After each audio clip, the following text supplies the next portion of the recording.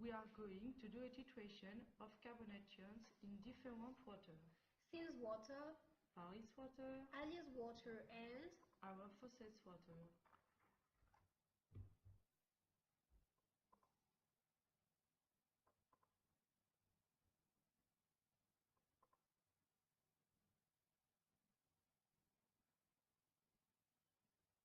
so we'll need some equipment for this experiment.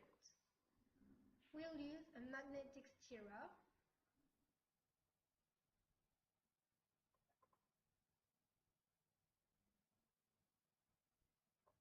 A 25 milliliter burette,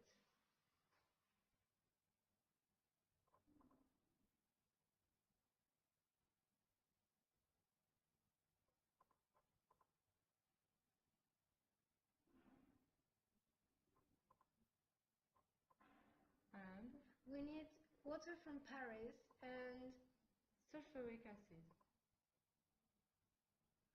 also a pH meter, That we had said before the experiment, a large beaker, a 25 milliliter, graduated cylinder, and some droplets of bromocresol grain. Let's do our experiment. First, we have to put the magnet in the beaker, which is on the magnetic stirrer. And put the pH meter in the beaker in order to be in the water without touching the magnet. Pour the water into the beaker. Then add the bromocresol grain in the water and mix them together to obtain an homogeneous result.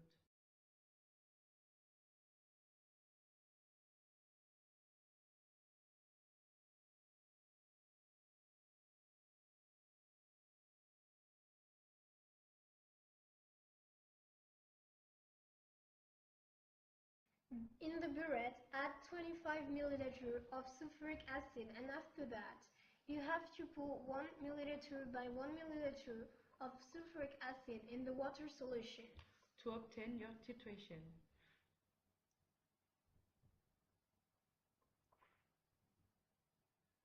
You can observe changing of color. The solutions turn from blue to green and green to yellow. And then do this for each type of water.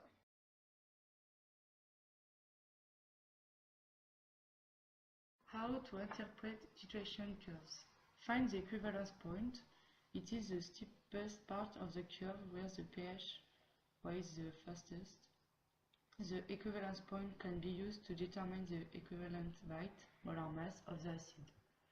Find the midpoint, located in the center of the buffer region, geometrically halfway between the equivalence point and the beginning of the titration. Sometimes it is a little more complicated than these examples. The mean point determines the pKa of the acid. Things to do first: graph your data as seen in the next slide. Make sure you turn on the major and minor tick mark on both axes. Double-click on the axis and click on the Patterns tab. There is enough precision in the tick marks. You should have at least 1 milliliter of or smaller for the minor tick mark on the x-axis.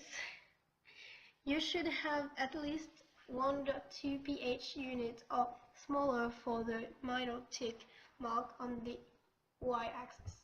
Two different methods. There are two methods of analysis that will be shown. Geometric method requires a ruler, a pencil, and the titration graph. First derivative method requires a spreadsheet and some formula entries, gives you cool graphs with the first derivative pointing to the equivalence and midpoints.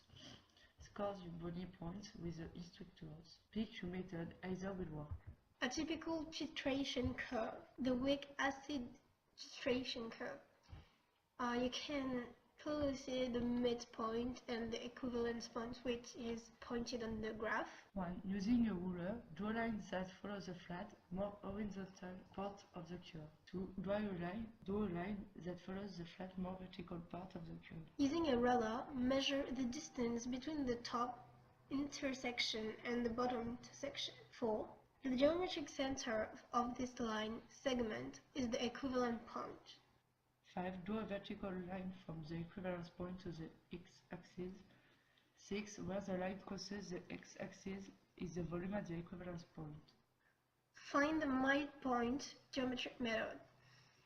If there is a step rise in the pH at the beginning of the graph, draw a line that follows the steep part of the curve. 2. Using a ruler, measure the distance between the far left and right intersections. 3. The geometric center between these points is the midpoint. 4. Draw an horizontal line from the midpoint to the y-axis. 5. Where the line crosses the x-axis is the volume at the equivalence point. How to interpret titration curves. Find the equivalence point. Make sure you subtract the initial buried volume. In this case, the initial buried volume was 1.07 milliliter. True equivalent point equals 28.7 milliliter minus 1.07 milliliters equals 25.63 milliliters. The 3 is the indicate the limit of the significant figures. Calculate the equivalence weight molar mass. Equivalent weight equal acid mass on the out of the NaOH concentration times the equivalent point. Find the midpoint. Midpoint equals 7.2 equals pKa of the acid. For your Excel aficionado, equivalence points use first derivative of the pH volume. The spike in the graph points to the equivalent point. Midpoint reverse the axis for the pH curve. X-axis equals pH values, y-axis equals volume values. Use the first derivative, T volume, out of T pH. The spike in the graph points to the midpoint. Use extra columns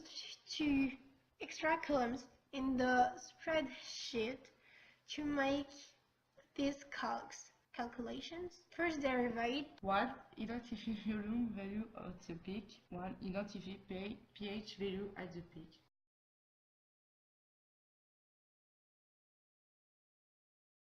The using of carbonate ions in water is to help the fishes with their health, and it helps us for our digestion transit.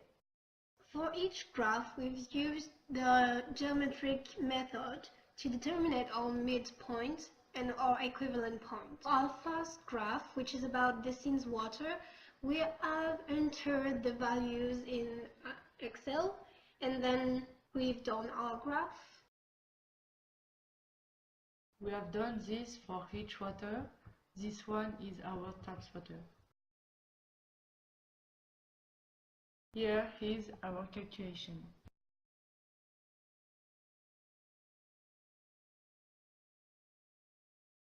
Here it is, alias water.